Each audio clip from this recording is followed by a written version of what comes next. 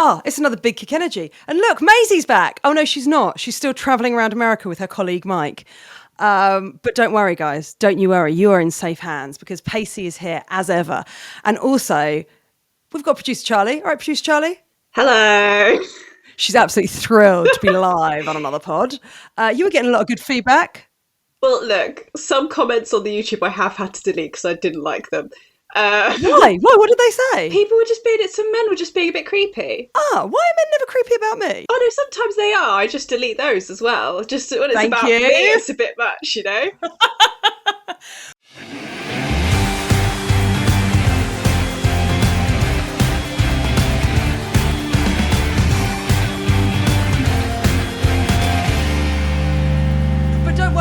Don't worry, it's not just me and Charlie this week. We are joined by someone whose TikTok I became obsessed with. I was a heavy liker for all of her TikToks, and then I got to meet her at the Euros. It is, I mean, do you refer to yourself as a comedian? Do you know what? I knew this was going to be the opening question because everyone's always like to say influencer and they do it with a look of pity in their eyes. I don't know. I sort of make it up as I go along. Depends on the audience. Let's say world-renowned comedian for now. And then world-renowned comedian and star of TikTok and has influenced me massively. It's Helena Moody. Welcome to the pod. Thank you very much. God, I hope I've not influenced you. I shouldn't be influencing anyone. That is something I have come to learn in my life. I really enjoy your TikTok. Oh, thank you. Helena, how old are you? Oh, I'm 30, but I'm fascinated to why you've asked that question. Because you seem young. I feel like I feel like an elder. You feel like an elder? I feel like an elder. I mean, I think that's because I've got a blur feature on my camera, actually, to be so honest. There's wrinkles beyond this bad boy, don't you worry. You've got a nice soft focus on you. Oh, absolutely, yeah. That's why the edges aren't there's not like a line to it. There's no defined. Okay, yeah. No. I didn't know where you stopped and your bookcases began, so it's good to it's good to know that. So we met at the football. We did, yeah. When I dared my girlfriend to go and say hi to you, and she told me to stop being pathetic, and then went over. Yeah, that's the part that I was like, "Don't say that, Helena." And we've said it. So that's nice. I'm pleased that you have. I was very excited to meet you. I know you gave a very excited hello, and that was fun. And then I remember Maisie was there, eating steak. I remember that with part, her hands, and I was like, "What's happening there?" And it was dripping all down her. But you know. Yeah, I know. Maisie loves to eat steak with her hands. Still in America. I feel like that place is going to really suit her. Yeah, exactly. People love to eat meat with their hands over there. I am Pacey. Maisie is Goosey. This is because I pace before a gig. She goes Goosey before a gig. Oh. No, this makes sense. I was trying to figure it out beforehand, and I was like, maybe you'd beat her at a running race and you've got a pace on you or something. And No, I no. I don't know. And I'm No. I just pace before I go on stage. Okay. What do you do before you record a video? Because that's your version of the stage. That's my my bedroom is my version of the stage, and I'm still nervous. God. Do you say things like "This is where the magic happens," like in Cribs? What, when I go into my bedroom? Yeah. Yeah, I do actually. It's why I'm single now. So if anyone's interested, then I need to stop doing that, really. No, I do not say that beforehand. But in terms of if I have anything when I'm nervous, before filming, do you know what I do? My routine is that I listen to the Macarena. And the problem with this is that it came up on my Spotify Wrapped last year. And I was like, that's a little secret that I wanted to keep to myself. And now I've had to blast it to the world because obviously you can't just have Spotify Wrapped and not put it on Instagram. That's what we all do. And that is now become my thing. So if I'm nervous about something, I'm like, right, get the Macarena on and it will do something for me. Okay, so you're Don't Maccas. get me sectioned after this, if that's all right, please. No worries. This is a safe space. So you can be Maccas. Moody Maccas. Moody Maccas is wonderful. Maybe I'll get some Macarenas. Macarenas. Yes, that would be great. Yeah. Maracas, not Macarenas. I was like, what are they called? I knew what you were on about, and I got to see the visuals, which not everyone does. Tell us about your journey with football. Well, this is where I have to sadly admit that I wanted to be a footballer when I was younger. I genuinely was one of those little kids that grew up and was like, I'm going to be one day on the big pitch. Problem with that is I was absolutely crap at football. The only thing I got from football is broken bones, and that is genuinely Okay. true. What position? I was a right winger. Which now, to be a right winger, famously, you do have to be fast at running. Yeah. Now, unlike your name, Pacey, I was not fast at running. I was just You were doing the Macarena, that's why. I was doing the Macarena in the time. They at were like, pace. come on. And yeah, honestly, get a move on, mate. Stop waving your maracas about. Yeah. So that's how I got into football was because I wanted to be one. And then I became a big supporter. You'll see me wearing my shirt now. Big Chelsea. What shirt are you wearing today for the benefit of the listeners? I got it from Fowdies, who are Yes, very good. Friends of the show. And they asked which name I wanted on the back. And I obviously had to go for bronze. Of course. Is that the Chelsea third kit? Sure. From last year. Great. Thank you. From last year. No worries. So do you support Chelsea or you just support Lucy Bronze more broadly? Oh, that's a great question. To be honest, it's all about Lucy Bronze, isn't it? I don't even watch football. I don't even know what the offside rule is. Like, it's just Lucy Bronze for me. No, my dad would genuinely disown me if I supported any other team other than Chelsea. He's thrilled that I am doing this right now. Oh, really? Hi, Helena's dad. What's your dad's name? Phil. He will be Phil. Overwhelmingly happy with this shout out. Phil, you're welcome on the podcast anytime you like. No. Unless you want to know about like the history of Latin, you do not want my dad on the podcast. What does your dad do? No, he's just clever. To be so honest, gosh. he's just clever. Oh, man. Phil, you can't come on the podcast. We can't have that. Now, you got swept up, I think it's fair to say, in the Euros over the summer. Tell us about your Euros experience. I watched a video of you deciding to go to the final and then finding a way to get there. Oh my God, that was manic actually, which I think actually has described my entire year, to be honest. But the Euros football, I feel like I took two things from the Euros football this summer. And that was, number one, high blood pressure. I feel like my blood pressure has not come down since then. Every single match would be so calm. And then you'd be sat there like, just on your phone having a nice time. And then bang, at the end, they'd be like, all right, we're going to penalties. Yeah. And every time I was like, oh my God, come on, lads. I'm knackered. I want to be in bed by 9. And they weren't thinking about me. And I thought that was They weren't. No, They weren't and the thinking about you. second thing that I took was probably the best named player of the Euros game was, of course, the German player who had the surname spelt Minge. Yeah.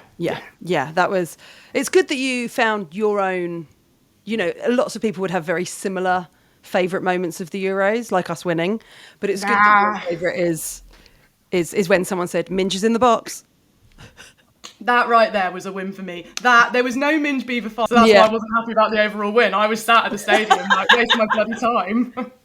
What jokes can I make about this? They won. Have you picked a team to support yet? You said Chelsea. You've got to be. It has to be Chelsea. Although I do have two close contenders. Oh, Are you allowed to chop and change? Is that allowed? I am. Maisie would If say Maisie was no, here, but we do, yeah. we allow it. Well, Maisie's not here, so I'm not interested in that video now.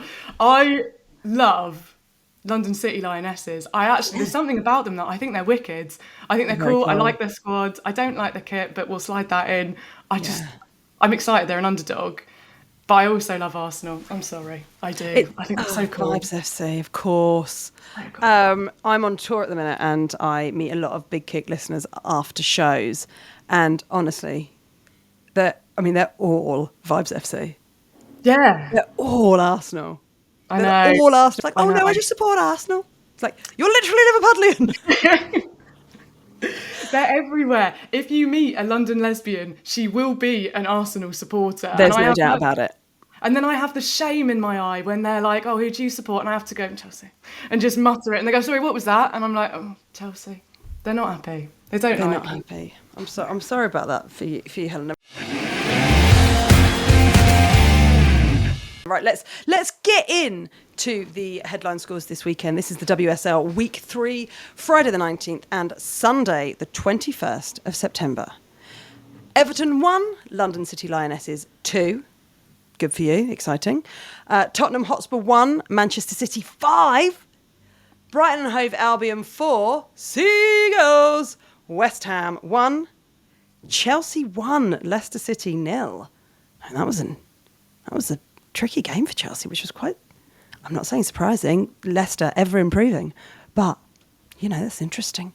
And then Manchester United 0, Vibes FC brackets Arsenal also 0 points. Now, and the Aston Villa and Liverpool game was postponed, which we will be talking about in a little while. Don't you worry. Okay, you said that you are you want to be a fan of the London City Lionesses. They got their first points this week. How do you feel about it?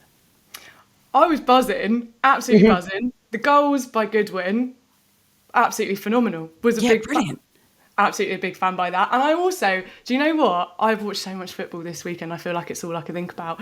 I really like Everton's Vignola and I thought, she's going to be tough against them. And clearly they were good. So I don't know. Really good.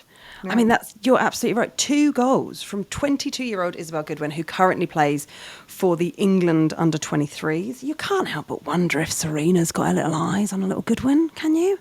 Oh, surely she'll be in there. Absolutely. I mean, she's also very casual about it. Like, I think if I was 22 and I just scored like a debut goal for my team and helped them win for the first time, I would be going around to everyone. This is why I'm not a footballer. And I'd be like, did you see what I did there? And she's so cool, calm, collected. She should be in the squad. She's amazing. Yeah. In the interviews afterwards, she was like, yeah, it was good. It's like, yeah, mate. You just got your first WSL goal, followed by your second WSL goal. I think you're absolutely right. I thought that the London City Lionesses looked more cohesive this week. You can tell they've had that bit more time together. Of course, there was just a lot less time for new teams to gel. And I think given that they had... Charlie, how many new players did they have? Was it like 11 17. 17 new players. I mean, that's hard to get a WhatsApp group going. Imagine trying to get a team going. So I think it's quite exciting that they're looking more cohesive. What did you think, producer Charles? I think it's very exciting. My main takeaway is that Isabel Goodwin looks really, really tall compared to everybody else, like very tall for a striker. Do you think she's going to be our Peter Crouch? Yeah. That's mad. You'll see her growing throughout the game as it goes on. Yeah. Wow. Charlie, I love that was your main takeaway. I love that you referenced a male footballer like it was nothing and like you just know that now. Well, I do, of course. Because he's married to Abby Clancy. Oh, sure, fine. and they're just sort of celebrity people. But of course, I think that most people in the country, even if they're not into football, know that Peter Crouch is rather tall. Yeah. Sure. So yeah, a good week all in all for the London City Lionesses. Everton, I mean, they're at Goodison Park, which is very exciting, but currently three losses. No, they won that first game against Liverpool, didn't they? Currently 2 losses. So thank God Charlie is here to correct me. I'm very sorry to any Everton fans. Maisie will be listening to this bit going, see what happens when I'm not there. Do you think Maisie's listening while she's not taking part?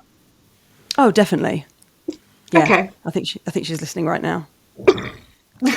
Right now? Hello, Maisie. I think she's... She's not in America at all. She's actually judging you. She's got a scorecard to be judged on. I'm just not convinced she's actually listening while she's not here, and I think we should do a little quiz on her when she gets back. Oh, that's a great idea. Okay. We should say a word. So I'm going to say... if she knows the quiz is coming if she is listening.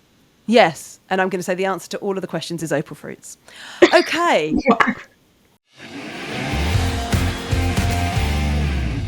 Let's move on to Spurs Man City. So, yeah, it took a little while for this one to click in, but then we had Firmino, got that first goal in Man City, couldn't stop scoring. I actually have made like big notes here to be like, that goal was absolutely unbelievable. Sometimes I watch women's football, you're going to laugh at me. Sometimes I watch football and I'm like, do you know what? I feel like I could give it a whack, you know? I could probably go and go. I feel like a man. I feel like such a man now being like, yeah, I could return a serve against Serena Williams. I feel like I could give it a go. That goal, I was like, no, there's not a chance. Absolutely not at all. And I need to see myself out the door. Well, it's good that you finally found a player that you don't think you can compete with. Yeah, that's it. I've been on a long hunt for one, to be honest. Leah Williamson, easy, bronze, please, come on. But Gino, she's good. Yes, you're absolutely right. They had 5 different goal scorers. We had Viv Miedema, Kasper, Grace Clinton, who has, of course, recently moved over from the other Manchester team.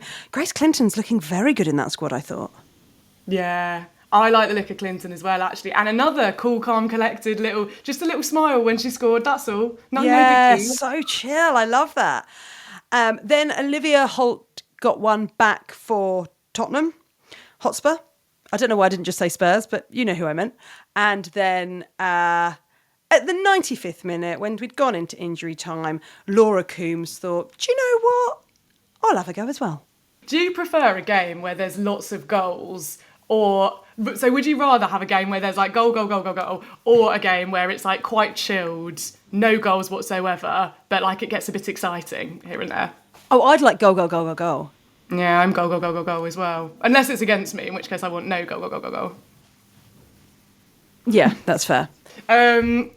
Yeah, but then we had Kiara Keating, so she looked a bit disappointed not to walk away with a clean sheet, thanks to the 87th minute goal from Olivia Holt, which, how do you feel about that? Because, you know, you've got 5 goals for your team. Do you still need the clean sheet as well? Yeah, I mean, probably for Kiara personally, it's annoying not to walk away with a clean sheet, but I think that we can say that Man City were dominant. I think very dominant, in fact. And I think that, but actually that goal from Holt was really good. Yeah, that was another one that I was like, you know what? Not sure I could have saved that. So fair play. Oh my gosh! Wow, you're really giving people some credit today, which is huge. Oh, I think I'm giving people reason to bully me in the comments, and I think that's very justified, actually. And as I said, it was a goal for Grace Clinton, and it was her first. And yeah, she gave the bench a little thumbs up. Adorable. Just a little thumbs up. And disappointing for Spurs, who have had a really good start to the season, even though they seem to do absolutely nothing in the break. Well, they bought that one player who scored some goals, didn't they? So well, they have bought that probably one player, fine. Probably fine. Probably fine. Shall we move on to the greatest team in the WSL? It will be Seagulls. Ridiculous. What? I was expecting the words Chelsea to fly out your mouth, and everyone. No, absolutely not. We're talking about the Brighton West Ham game. Brighton have got their first win of the season. 4 different goal scorers. It was really, really exciting to watch as a Brighton Hove Albion fan. It was Caitlin Hayes, Kiko Seke. Then there was a penalty, which was a real shame. And Vivian Asai got one back for West Ham. But then Rosa Kafaji, who we've currently got on loan from Arsenal, she buried one in the back of the net. And then Maria Olaslagas as well in the 86th minute. There was a couple of opportunities for Agyman that didn't quite make it. And she did seem to look quite annoyed that she didn't get one, I thought. I am rooting for her so much. Like, I feel like after the Euros, we're like, I feel like her magic is going to be unleashed at some point soon. Just wait. Absolutely. Absolutely. As a sort of partial Vibes FC fan, would you like to see her back at Arsenal? Because we've currently got her on loan from Arsenal. They clearly don't feel like they need her at the minute. What's your vibes as a fan? Well, as a partial fan. Yeah, as a partial fan of all the teams, apparently. Yeah. You know what? I actually wouldn't want to see her go back to Arsenal. And only because I feel like she was almost like the underdog a bit of the Euros that you weren't expecting to root for. And I'm going to say it and you're going to glare at me, but I would say Brighton are the underdog of Arsenal. And I'm like, I kind of want to root for the underdog. Like, Arsenal have got it all going for them. They've got everything. And I'm like, do you know what? You don't need any more help. I want to see Brighton, like, climb those ranks, but I want to see them climb it with Agyman. Like, that's well exciting. It is well exciting. But I don't think 6th position is underdogs. I think it's just medium dogs.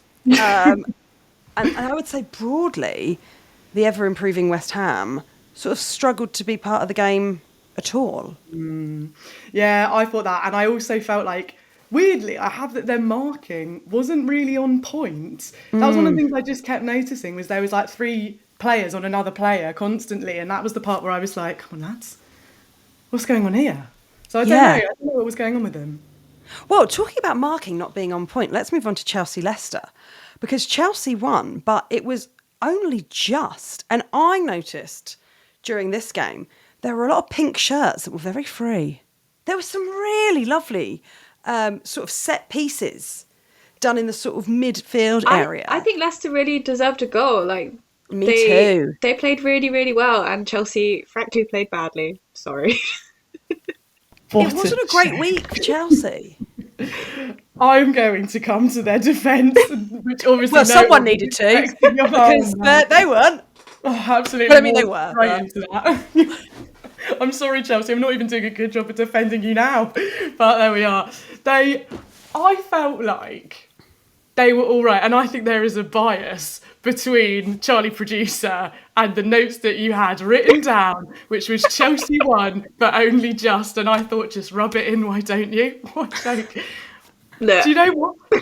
No. You go for it. they still got the points ultimately, and that's the important thing. But I just think, considering who they've got in their squad, they're not playing very well together at the moment, and what we're used to seeing from them is just a bit disappointing. You know, like Man U beat Leicester by 4 goals. Chelsea theoretically should have equaled that at least, and they didn't.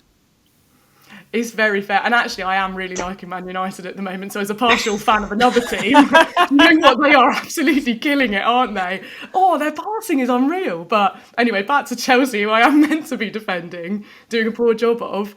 I didn't feel like they were as terrible. Totally agreed that possibly they should have won it by more goals. The Aggie Beaver-Jones goal was good, though. It was very good. We all love Aggie. She's amazing. I also thought, like, had a little look into the stats because I was like, I don't know that they were as bad as is being spoken about. 8 shots on target to 2, not bad. 60% possession, not bad. And this is what I see. There's a bias. There's a bias happening here. Well, I just think when you look at Leicester, do you know what I wonder if it is? I wonder if Chelsea assumed it would be an easier game. And they sort of turned up half-baked. Because that Chelsea squad is phenomenal. They're phenomenal players. They are formidable. I mean, everyone that listens to this podcast knows, they've got so much silverware it's becoming a joke. But it seems surprising how many slips there were when they lost possession, when Leicester just outmaneuvered them in a way that you maybe wouldn't have expected a team like Leicester to. Yeah, no, I do hear that. I think you're bang on with that, actually. It wasn't necessarily a question of did we expect more from Chelsea, or was it just that we didn't expect enough from Leicester, who I think they were a good team. Yeah. I think fair play to Leicester. They played really well, and if it weren't for some of Hannah Hampton's heroics right at the end, they might have got a draw. Even though it's a loss, I think that should be a massive confidence boost. Yeah, thank God for Hannah Hampton. What a woman, honestly. She is incredible. Isn't she just? And then a huge shout out to Kira Walsh, who, whilst mid-live post-match interview, took the time to take a spider off the interviewer's shoulder. Which, hero. That's my favourite thing from the whole weekend. Even in your personal life as well. That was the thing you were like, I really like that. Spiders and tall people. That's what Charlie loves. Would you have taken the spider off if you were watching an interview who had a spider crawling up them? No, I wouldn't. But I am a fraidy cat. Okay. But what if it was a money spider? Are we giving it a flick, or are you still being like? Oh, if it's a money spider, I'd eat it because that's how you get more money, isn't it? Ridiculous. Have I been doing that wrong? Wait a minute. Of What? all the things I expected you to say, that was at the bottom of the list. But it was still on the list. It was still on the list, obviously. Maisie didn't take with her hands. Like, I know what you two get up to in your spare time. For sure. Love Kira Walsh. Saw her on the street once after a Chelsea game and said, "All right, Kira." And she went, "Hello." And then I remembered that I didn't know her. So that's fun. She did say hello back. She said hello back. She probably thought, there's that comedian. That's weird. Shall we move on to so what's this, your 4th and 5th team? Man U, Arsenal? Oh, this is my 4th and 5th team. Yeah, that's true. I've got not many children here, and we need to not forget anyone, nor have favourites actually. Absolutely. Parenting. So, Arsenal's 18-year-old Katie Reid, who's been starting in Leah Williamson's place while she's out injured, had a great time and was a huge reason that Man United didn't get a goal. We've had a match report here from Abby and Emma. Do you wanna share that one, Helena? It said, we headed off to Lee Sports Village to watch Man United take on Arsenal, travelling as a divided car with sisters Emma, an Arsenal fan, and Abby, a Man United supporter. We made sure we had enough time for a quick McDonald's on the way to the stadium. Very fair.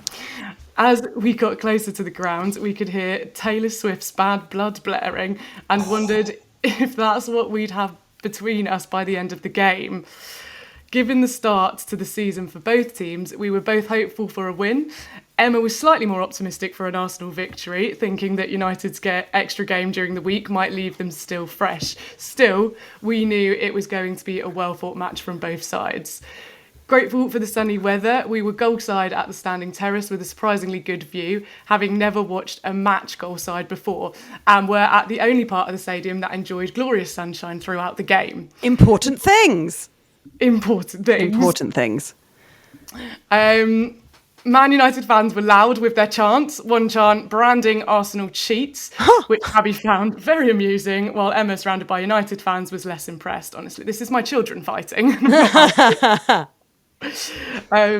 Possession seemed fairly even in the first half, with Tullis Joyce in front of us, making some decent saves, especially as we were heading to half-time, and Smith, Russo and Ford all came close to a goal, all coming close to a goal, with Ford's chance being a frustrating miss. Just before the break, it felt like Arsenal had their confidence and were really pressing. Things felt more even at the start of the second half, and it was United's turn to really start creating chances. One shot flew over the crossbar and nearly hit Emma as she was walking back with drinks. Oh my gosh. Dramatic. Yeah. By the 60th minute, it didn't feel like a match that should have been 0-0, but being goal side, it did feel like a lot of the play in the second half had been at the other end of the pitch at United's goal. It was a shame to see Bizet injured, but there were opportunities for a bit of a reset with substitutions from both sides. Kelly, Marnham and Hines came on for Arsenal, followed by Tairland and Nalsund for United about 10 minutes later for both teams to really get into the game. Still, it felt like the same story. Both teams were playing well, eager to win, but struggling to convert. The most exciting sub to be made was Rachel Williams, who seemed like a rocket, but gave the injection of energy United desperately needed, but it came too little, too late. And by too late, I mean the final minute of extra time. Is that when she came on? God, that's insane. That's a tough gig. I mean, even by sort of Wiegman standards, that's late. Yeah. There's not much you can do in 60 seconds. Although a goalless game, the final score did not reflect the vibe of the match, which was really enjoyable to watch. The silver lining was that shared points made for a happy car on the way home, and we finished the day with KFC for tea, making even our fast food loyalties divided. That's quite nice. Oh my God, I'm really worried about Emma and Abby's heart and their cholesterol levels. They need to stop going to games or just bring a salad next time. Yeah, guys. The double fast fooder. But listen, who am I to judge? I'm back on tour, so my dinner at the moment is a Huel and some Maltesers. Divine. I think that is that's a great roundup of that game, which I think if you just looked at the score sheet, you'd go, oh, that was a bit boring. But Abby and Emma are absolutely right. Both teams really were hungry for it, but they just couldn't make it happen. Because nothing was happening for them. Nothing was happening. It was a shame. And I would say, actually, despite our earlier thing, I would say it was there was a lot going on in the game, to be fair. There just wasn't any goals. And actually, it was a good one to watch. So maybe I take back my earlier point of goal. What I am learning from you, Helena, is that you will flip-flop on your opinions, left, right and centre. Look, I'll do whatever suits anyone but me, to be so honest. If you want me to support your team, I'll support your team. If you want me to go in goal, I'll go in goal. Like, either way. I'm just, that's Are you it. okay, hun? Absolutely not. The other day, when we were talking about dinners just then, the other day for dinner, I had 2 little moons and a banana. That's not all right. What's a little moon? Oh, you know the little, mochi balls? That was very hardcore Charlie. Is it Japanese? Yeah. Is it ice cream inside of gelatin? It's not gelatin. It's like dough. Rice, it's rice flour dough. But goo, yeah, fair. Fine. Broadly goo. Broadly goo, yeah. Yeah. Which is weirdly the that's one of my drag names. Here she comes. It's Broadly Goo. I'm going to give my goal of the week. I'm going to share it between two goals. My goal of the week this week, Susie's goal of the week. If you feel like you recognise that from some very, very massive early noughties TV, you don't. I made up that song myself. My two goals of the week are both Goodwin. I was very excited to see London City Lionesses on the score sheet, and as she made both of them look rather easy, which I love to see. Yeah, just very that is chill. some justified goals of the week, to be fair. I'm throwing Virginia into the mix, as I've already said. I was absolutely thrilled with that goal, but yeah, that was a great goal. You're absolutely right. And that brings us to the end of our highlights from this week.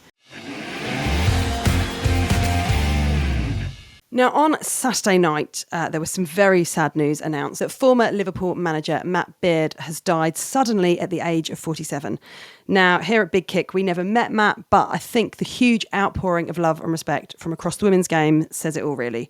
From players to journalists, fellow coaches and rival teams, everybody has had a lovely thing to say about Matt. And it's clear that he had a huge and lasting effect on the women's game. Multiple people have said that he was one that really believed in them at the start of their careers and gave them a chance. It's undeniable that Matt's passing is huge and a sad loss to women's football. On Sunday, the Liverpool game versus Aston Villa was rightly postponed, and at the games that went ahead, there was a minute's silence held before kick-off, and the players wore black armbands, and applause rang out across the stadium in the 47th minute of the game.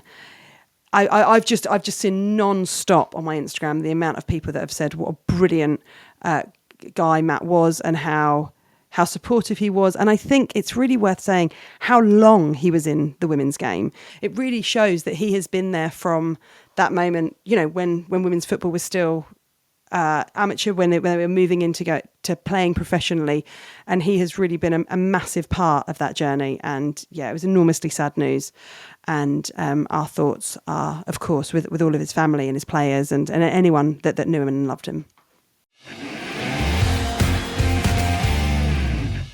There was incredible news for the Red Roses. The England women's rugby team have made the final of the 2025 Women's Rugby World Cup. The final is this Saturday at Twickenham. What do we say, Charlie? It's like, come on, you Roses?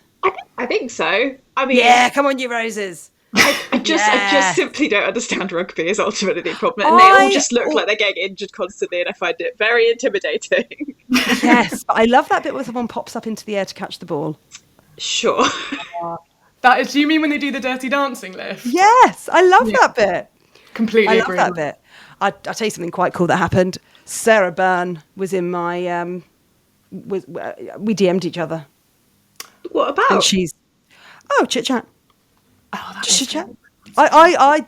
She put up like a tackle that she did, and I was like, that was incredible. And then she DM'd me and was like, oh, hi. And I was like, hi. So you reached out there is what's happened. Oh yeah, that is what happened. Yeah, you slid into her DMs. Yeah, and she reached back. Lovely. We reached each other. Yeah. Okay, what a fun way for you to make me hate myself. The Subway Cup also starts this week with the first game of the Subway Cup, aka the League Cup, formerly known as the Cunty Cup. Gosh, they've had a lot of names. They're very much the sugar babes of women's football. Lots of change of lineups, lots of change of, just lots of changes.